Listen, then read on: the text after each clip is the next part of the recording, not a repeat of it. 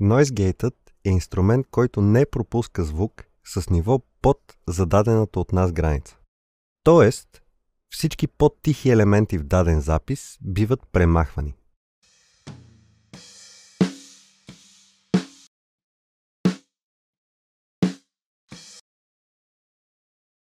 Noise Gate има следните параметри: Threshold, атака, Hold и Release.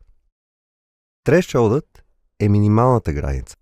Атаката е времето, за което гейтът се активира. При работа с гейт, атаката обикновено е бърза, за да може да не се чува постепенното намаляне на тихите елементи. Целта е тяхното наличие изобщо да не се забележи. Hold е времето, в което гейтът е напълно активен.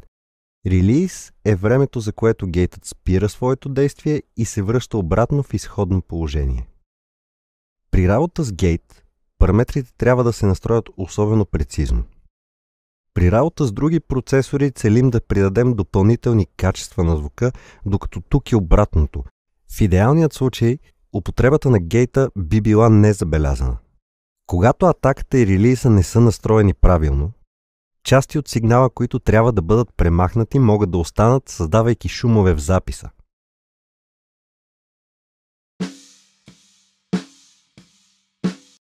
Тези настройки трябва да бъдат съобразени с динамичните характеристики на самия инструмент, който обработваме. Когато пък threshold не е настроен правилно, може гейта да премахне част от сигнала, който за нас е полезен. При употреба на Noise Gate, той се поставя на първо място във веригата. Изключение са само моментите, когато искаме да го използваме като специален ефект, примерно да го приложим върху reverb. Нека чуем разликата, където в един запис гейтът е правилно настроен.